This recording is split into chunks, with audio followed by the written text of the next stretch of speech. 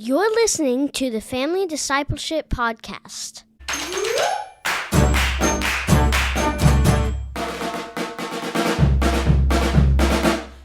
Welcome to the Family Discipleship Podcast. We're here to equip and encourage Christian parents to lead their families, and we are now posting every other Monday all year long. This is Adam Griffin, and I'm here with my co-host, Mrs. Cassie Bryant, and Mrs. Chelsea Griffin, my wife. Chelsea, what does it mean? Can you help us here? I have a medical question to kick us off. What does it mean to triage a patient? What does that mean? Medical triage is prioritization of urgency of symptoms and problems and choosing what order to assess and treat and make moves. So you know that I love working OB triage. That's just my favorite. And so you listen to people's stories, and then you decide how quickly to act and what to do first. That's triage. That's great. And you're so good at it. I love it. Yeah. Do you like the variety of it? What is it that you love about triage versus in labor and delivery? Like you're getting choose your own adventure. Kinda. I do like the unpredictable nature of it, but a doctor was asking me about this, and I said something like, "Oh, I like it when people actually have something wrong with them. Not that I want something bad to happen." You celebrate crisis. She's like, "That's a little messed up," and I was like, "No, it's not that. It's that like." I want to be there and take care of them, you know? And so a lot of times people have something that is not actually an emergency, but they needed to come and get it checked out and verified that everything's okay. And I'm glad everything's okay. But I'm happy to be there when they were right. Then something's not right, and they should come, and here they are. And we have a great team at my work, and I love being able to tell them, like, we've got you. That's good. And we're going to work really fast, and we are going to deprioritize everything else right now that doesn't need to happen to do the most critical things in order to take care of you. Now, I know that you see a variety of situations come into OB. Cassie, you see a variety of families come into church. And sometimes a family, coming in to have a baby or coming into a church may require a more stern approach. A child who's in kids ministry or a mom who's coming to have a baby may require like a little bit of, Chelsea always compare it to coaching. You may need to tell them like, hey, this is the way this is going to go. And you need to have like a very direct approach. And sometimes you need like a gentler hand, right? Yeah. How do you determine that? Is it just kind of by feel? You're like, I just kind of get to know this person? Or does it feel like if they react this way, then I do this? If it's this kind of situation, then I want to keep this kind of mindset. How do you decide whether or not to be stern or to be gentle? Yeah, it just depends what's going on. And I hope that the Holy Spirit is giving me a lot of guidance and good instincts in those moments, because sometimes you do have to be short with someone, not rude, but in the sense of like, we don't have time for a very long-winded explanation. Yeah. And so you need to build trust. You need to create a rapport very quickly that kind of shows someone that they should have confidence in you, even if we don't have as much time as we'd like to sit and chat about all of this. Yeah. It's going like this and like this and like this. And this is what we have to do. Like, do you understand? And sometimes, situations just require that. And I wish there's more time, but there isn't. So it's what we got to do. And some people just need some love. Some people just need a tender, doula-like friend. And tonight we have time to give a lot of love and attention. I love it. I think so much of what you do in triage is so much like parenting, where kids come to you with a problem and you're going, well, how serious is this? Right. And you're having to navigate, is this something I sacrifice other things I was doing right now for? Or is this something I put on the side and say I come back to later? Yeah. And is this something you need me to be like a boss lady right now? Or do you need like a let me kiss your boo-boo mommy? And I think that's a very good comparison to what we're talking about when things hurt. And parents can be different. I've seen parents that are more like rub some dirt in it, you're fine, no matter how bad the pain is that a kid has endured. Or some parents that are like, oh my gosh, my poor little Jimmy, my princess, Penelope, like everything, the world stops if there's a little bit of a tear or a cut. Cassie, I don't know this about your family, but when there's an injury, when there's a hurt, what kind of parent do you think you are? Are you more the like, hey, toughen up? Yeah. Or are you more like the, oh my goodness, come here, I can't wait to snuggle you because you're hurting? I'm probably more the toughen up. I'm kind of like, hey, you're fine. You know, like when they're toddlers and they fall and they look at you for your response. It's like, you're good. Don't worry about it. Have you ever found yourself saying, hey, you're fine, even before you know what happened? Oh, for sure. Oh, I do that it's all just the like, time. stay You're calm. fine. And then I'm like, well, maybe you're not. Even if there's blood gushing, it's like, you're fine. You're fine. So no, I think I want to, it was in the hope to like establish some grit and like, hey, we can endure this minor, because it's almost always minor, right? I think, I mean, for us, it has been. Thank God. For the most part, all of our injuries have been pretty minor. And so it's kind of like, you're fine. You need to calm down. At this point, panicking only makes things worse. Yeah. So you're trying to stay calm and you're kind of toughen them up, trying to build some resilience. Though. I'm not great at coddling. Eric's better at that. He's better at saying, hey, come here. Sensitive. Dad's going to give you a hug. I think that's because they're all girls. That's true too. The mother-daughter relationship is probably different than. Yeah. How do you think that works for us? Father, son, mother, son. Which one of us is more of the rub some dirt in it? I think you can be really, really tender. And I can too, especially with the young one that is my handsome prince. Oh, he's so cute. Yeah. Little bear? Yeah, he's my little bear. I got to hold him and tell him everything's okay. You kind of love it when he's kind of hurting because you're like, oh, come here. I'm like, here I am. He needs me. He needs Like, me. I've been waiting for this all day. Oh, that's awesome. Well, I think the metaphor of triage in the hospital and the reality of parents dealing with physical hurts is a great way to segue and draw a picture of what about when what hurts is your family, like the relationships in your family. When what needs to be handled is that someone's feelings are hurt, someone's relationship is strained, either between mom and dad, or dad and kids, mom and kids, or between siblings. Families hurt. It's part of the nature of being a family is that you'll disagree or that you'll have conflict.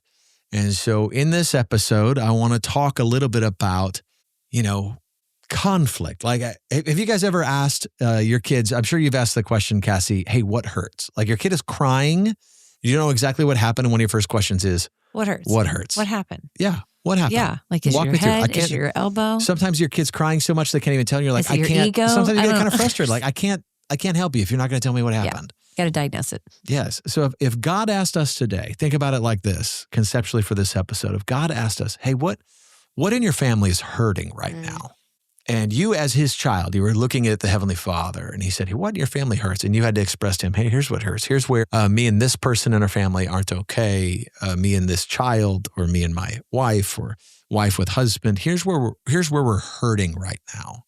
That's what I want to address a little bit in this episode. And again, what we're doing these first 4 episodes of this season are rooted a little bit in some of the work I did in our new book, Good News for Parents, that came out August 19th with Crossway. So proud of the work of that book. I hope it's really helpful for parents.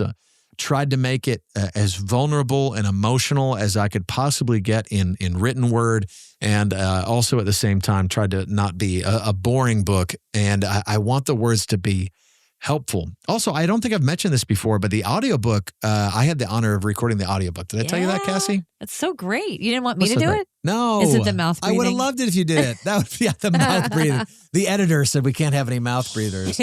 Chelsea got to go to a Chicago Topgolf, if I remember right. And I went to many hours. And I went to the Crossway office and knocked it out. We should do like a book giveaway on the socials or something fun. I think we're going to. Okay, great. When will that come I can out? buy one and give it away if that feels like I think Labor Day. I think on Labor Day. That's very soon. Yeah. Depending on when this episode will be. This episode will have already aired. Yes. Okay, great. Yeah. So you missed it. If you're listening right now, you missed the giveaway. You can buy it. Yeah, you can buy it. Now, maybe I'll give an audiobook giveaway. I don't even know if I could do that. How do you do that? I don't know. We'll Venmo you like $15. Go get it. You could just do a private reading. They call you every night at 9. And I just read out loud. Yeah. That's perfect. But if you're not already sick enough of my voice from the podcast, you can go check out the audiobook as well. All right, so we got this book coming out. One of the chapters in there is about conflict, and it is about what the Lord has to say about gentleness, both about his own heart and about the wisdom he gives to families. But let's just start about arguments and family here for a second. Cassie, when you think about families disagreeing, conflict at home, what are the kind of things that families argue about? Like, what are the maybe major categories, or what are the kind of typical things that come up over and over again? You're asking me because we're the expert at arguing. Yeah, I'm not going to ask Chelsea. I don't want to cause an argument. You'll ask her about scriptures about arguing, and I'll get to talk about how we argue.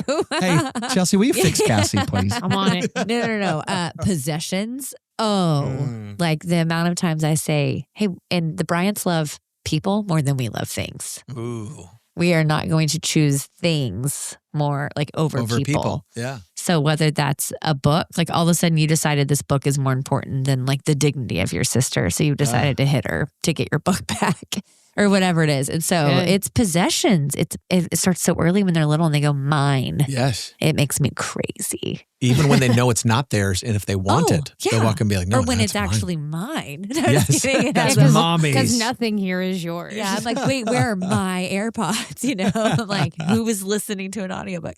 So yeah, a lot of arguments around possession. Our girls share a room still. And so that also means like space, arguing and blaming about like who put this here and who lost my thing. So blame, like whose fault is this? Blame, like a lot of blame shifting, which they probably genetically get from me. Don't blame yourself. It's fine. So blame, just miscommunication, just like general like, misunderstanding. but that's not what she said. Did you like, let's say it again. Did you hear what she said? You know, because they've assigned motive already to whatever the conversation is, or they've already got their perception of, and they're the victim. And so it's like, we've got to take each other at our word and believe the best. And we've got to start fresh with clean slates once we've forgiven. We can't hold grudges. So that's good. Those are some, I've got more if you need more examples. Yeah, give me some. Chelsea, you have some more? What do families fight about? Our family, it's like the group decision making of what we should be doing. Ooh, that's a good example. Decisions. Like, are we going to watch a movie? Are we going to play a game? It's those group decisions. And let the middle child decide. Our oldest child really likes to know what time we're leaving. And then if that doesn't happen, schedule, punctuality. Yes, the schedule. But like, the group moving as a herd. Is such a discussion all the time. Like, you hurry up and eat because we're trying to go do this, you know. Yeah. There's always, the group decisions. Oh, not fair. Things not being fair. Oh yeah. Oh. Which again is about maybe somebody getting something that you want. Yeah. The great thing, as we're talking about this, I'm like, this is all the stuff that we cover in premarital counseling too. Of the contempt, the grudge holding, the assuming someone else's motives. Yep. Right. Our kids will come and report something to us that is just like wild, you know. And then he hit me as hard as he absolutely could. And I'm like, do you know that for sure? Like, how do you know? He threw it at me as hard as he could. It's always that extreme. And we teach that in premarital is to avoid those always nevers, like that kind of contempt and or identity statements. You are a this. Oh, yeah. Those are hard to come back from. Yeah, big time. Yeah. There's no end in sight. There is no end in sight. I think about rebellion just in general. Yeah. To say, you know, there are some children who want to do what they're told not to do. And that causes conflict. There are some, Chelsea, what do we always say? Like the problem with marriage and the problem with families is what? Sin.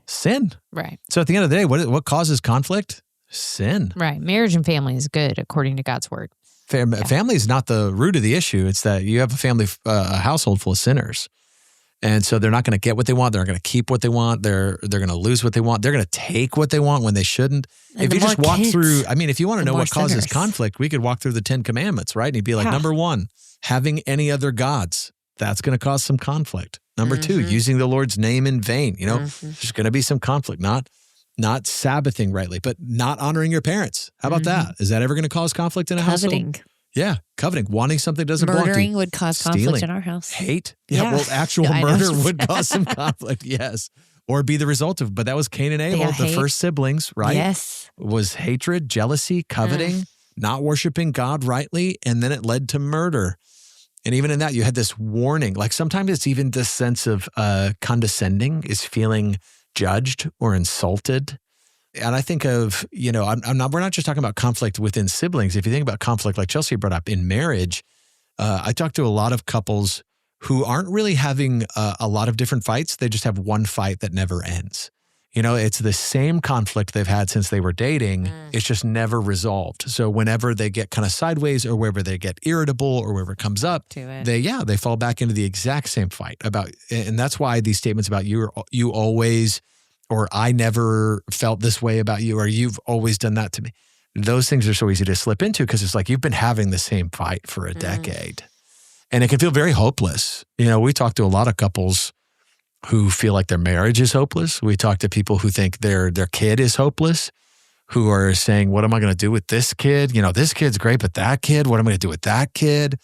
And man, the conflict like this and then the fights that come from it are so real, so difficult, and can be so scary.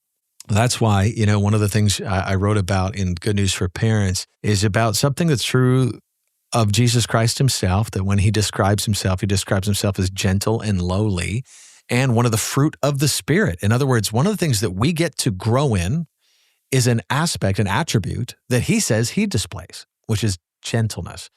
And so I'd love to have a conversation with you ladies about how gentleness, that fruit of the Spirit, affects family conflicts. Chelsea, what's the first thing that comes to mind for you when you think about gentleness and its impact on a family conflict? The Bible says a gentle answer turns away wrath. And a lot of times the reports I'm getting from people in our home have to do with harsh answers. Yeah. The way someone responded to me, Mom, was unkind and unfair. And gentleness would take the edge off of all of it, right?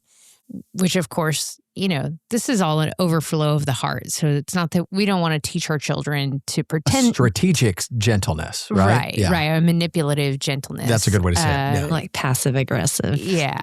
Yeah, or just a way to win. But it could look like, what does everybody want to do?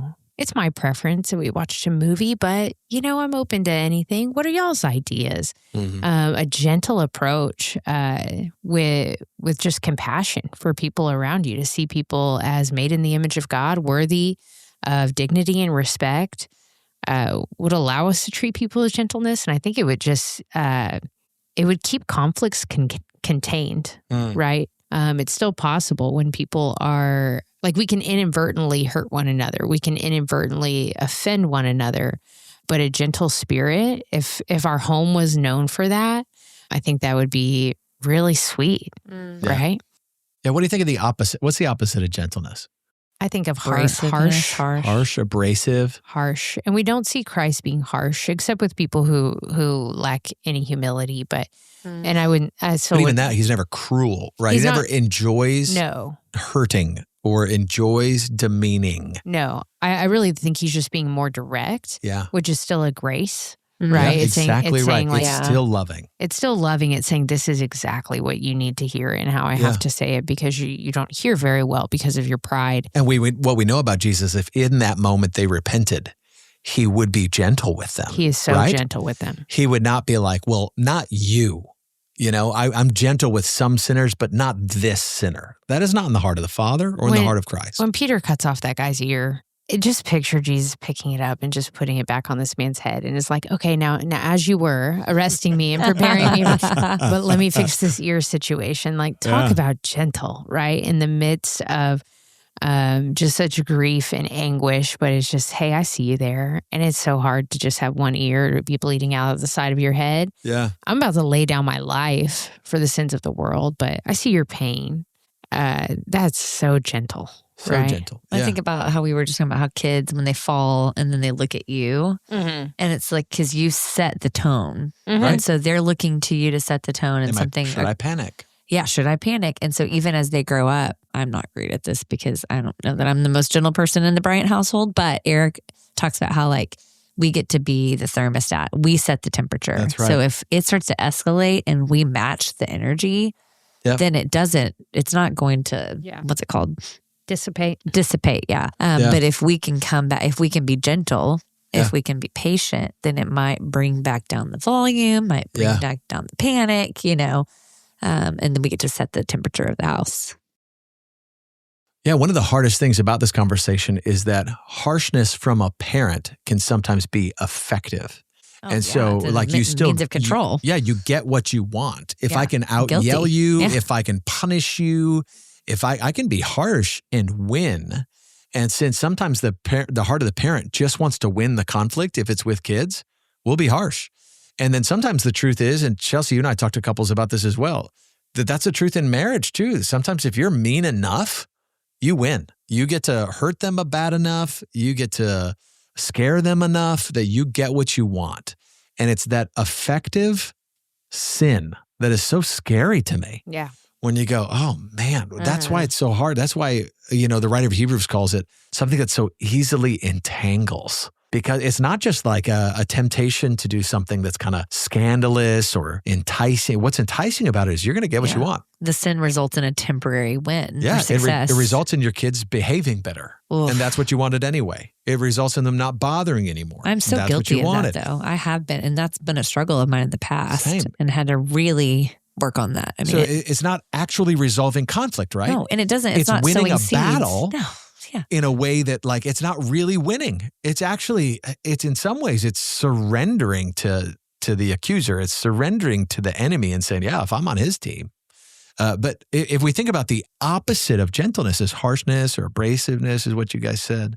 What would that do to a conflict? It may win, but in the worst way, right? Yeah, it pours gasoline on it. Exactly right. It doesn't feel soothing. Actually, no one is going, oh, I'm so glad you were harsh with me. Right. Yeah. I like what you said. It's not soothing. Now, there are times where we have to be stern, and we might have those kind of conversations with our own children or with our spouse. Hey, no. We're going to be firm in this area. This is how it's going to happen. But even that, we can say in a tone that is respectful, that is gentle, and we can trust that the Bible is true when it says a gentle answer can turn away wrath, which by implication, a harsh answer will never turn away wrath, right? You may shout somebody down. And then they just stew in their anger. Yeah. They might behave or white knuckle, whatever, but then they just internally, Yeah, I mentioned before the word condescending, and I think it's an interesting word. We use it both in a positive sense to condescend and a negative sense to condescend. Chelsea, can you help us maybe differentiate real quick the difference between being condescending and what we see maybe Christ do when he condescends? Yeah. To be condescending is to treat someone with less dignity than they're worthy of. It's to treat someone kind of in an insulting way that's showing that this person is either a bother, they're an inconvenience, or we don't like what they've done in a way that's hurtful. That's not for the purpose of restoration or to call somebody to better. It's just kind of like a punitive way to treat somebody. Yeah. A lot of times with like some sort of mask or veil over it, like I'm not yelling or that kind of thing when we're saying like, I'm fine. Right. But I'm treating you like I'm not fine kind of thing. It can be kind of like that. But when we think of to condescend, we think to be lowly, like Christ described himself to say, I will go low here. Good. Like I will serve. I'll be at your feet, or I'll lay this down. Which to some of us would sound like losing, right? Yeah. I will be willing to lose, to condescend. But if we actually see Christ do that, it's not just theoretical. We see him do this. In John 21, him and Peter have just gotten through this time where Jesus asked him 3 times, could you just stay awake? And he won't. He tells him, you're going to abandon me. And Peter goes, no, there's no way I'm going to do that. And Jesus says, no, you will. And then Peter leaves weeping after Jesus is right. And he denied him 3 times. He fell asleep 3 times. And then their relationship, in many ways, you'd expect to be pretty broken after that. Yeah. Like things are not okay. And yet, what does Jesus do? He doesn't show up in John 21 and say, I told you so. He doesn't show up and say, I bet you're sorry about sleeping in the Garden of Gethsemane now, aren't you? Or I bet you'd like to take back what you said at the Last Supper, wouldn't you? What does he do? He shows up and Jesus cooks breakfast. He serves them. He serves them. He fills their bellies and he takes them on a walk. And it just seems like the most gentle approach to reconciliation and restoring his relationship with Peter as he asks him 3 times, if you love me, and he calls him to something and even prophesies about how hard things are going to be ahead. But he calls Peter and says, but you follow me, like be with me. Cassie, when you think about John 21, you think about Jesus condescending, not just maybe in the incarnation, but even in his practice, even in his perfect life that he lived.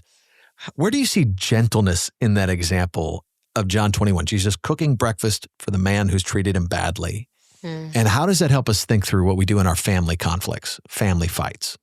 I mean, I think he's showing him that, it's such a simple act, right? I mean, he's just given his life for his bride, for the church, for Peter.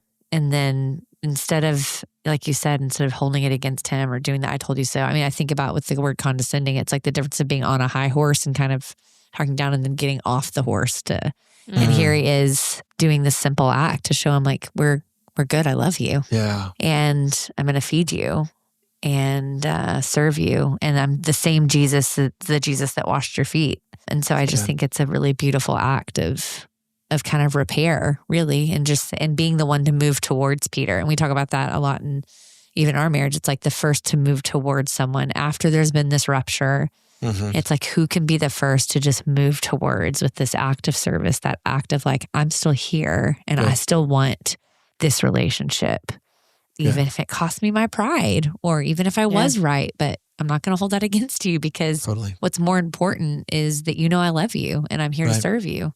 And for Christ, it's not an act of penance, right? He's not like, hey, I've wronged you, Peter, and now I'm going to make up for it by making you breakfast. We know that because Jesus has not wronged Peter. Right. Their relationship is ruptured, and he goes, and I'll be willing to still serve you. I'll be the first one to make I like that, moving towards you in the midst of this. It's such a picture of gentleness. Chelsea, if we're going to be gentle in conflict, does that mean we can go through life without, we can't have any boundaries? Does that mean we just got to I don't know, to saying we are going to be gentle like Jesus is gentle means that anybody can just walk all over us? We got to be a doormat for people? I don't think so. Yeah, I don't think so either. That's a good yes/no question you gave us. A good no. Yeah, I think that's a no. Yeah, I think you're right. I think we are called to love everyone, but I think the Bible also warns us that some people, in some circumstances, it can be good for us to put up a boundary. And the Bible talks about boundaries. I love in 2 Timothy chapter 3, Paul says there's going to come a time where people will be lovers of self, lovers of money, proud, arrogant. They'll be abusive. They'll be disobedient to their parents, ungrateful, unholy, heartless, unappeasable, slanderous, without self-control, brutal, not loving good, treacherous, reckless, swollen with conceit, lovers of pleasure rather than lovers of God, having the appearance of godliness but denying its power. And what does Paul say to Timothy? He says, avoid such people.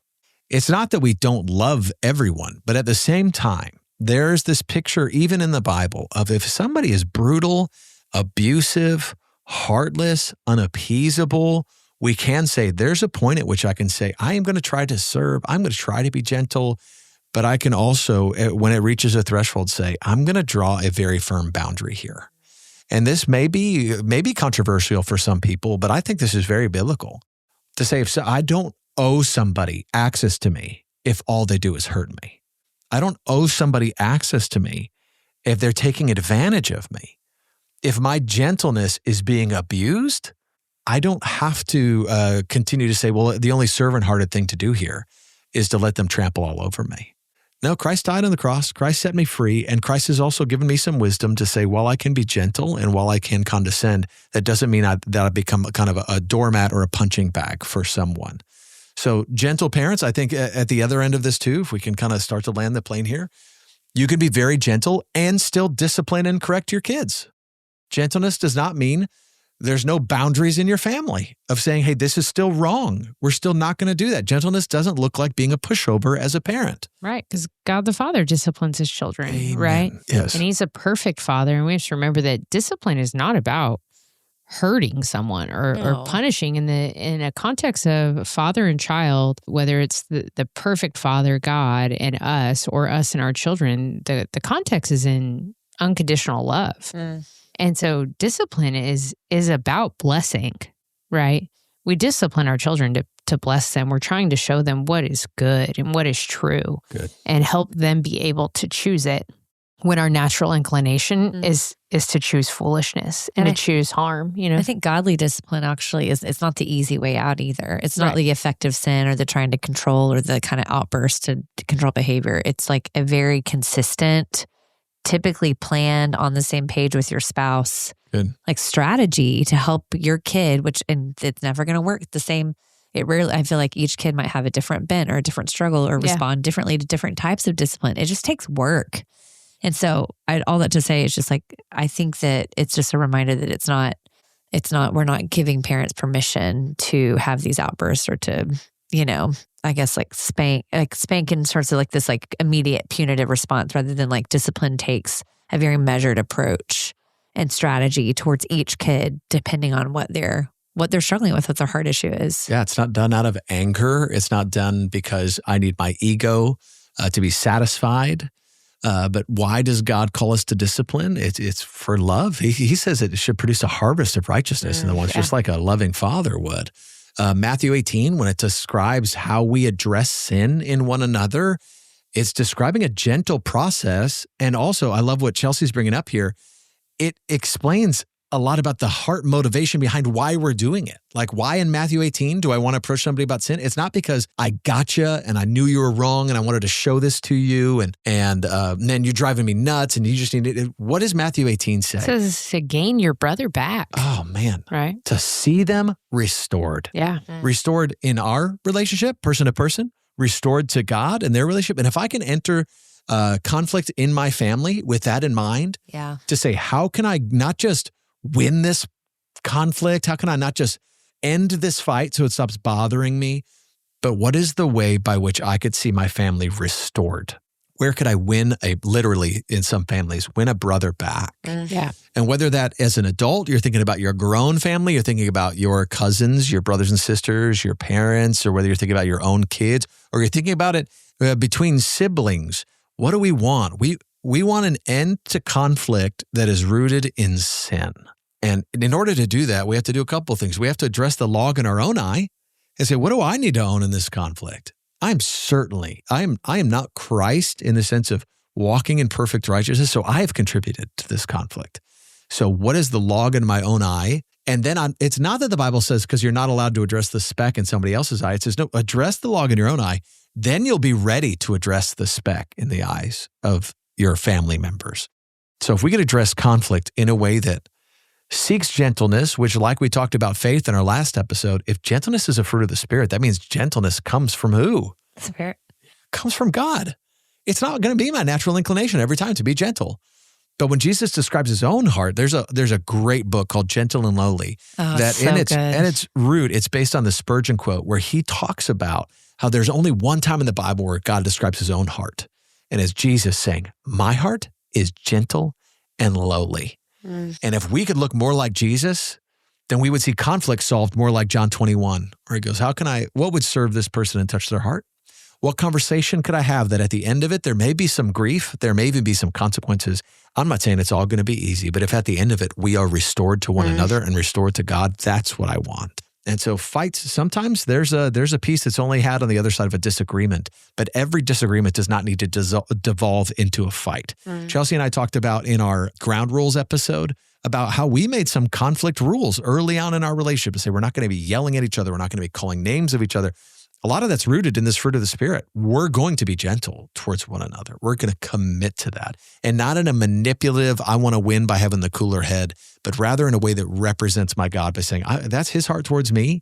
And he settled the conflict between me and him by God the Father sending his Son so that I might be reconciled to him and to each other. And so that's what I want. The ministry of reconciliation, right? It's a ministry given to us, including to parents, to kids, and kids to kids. Well, thanks for listening, friends. If you think it's as important as we do to disciple our families, please help us out by giving us a great review wherever you listen to podcasts, visiting one of our sponsors, and sharing this episode with one of your friends. And if you want to keep up with us or join the conversation, you can find us at familydiscipleship.com or follow the Family Discipleship Podcast on Instagram and Facebook. Episodes of the Family Discipleship Podcast come out every other Monday all year long, so we will talk to you again in 2 weeks.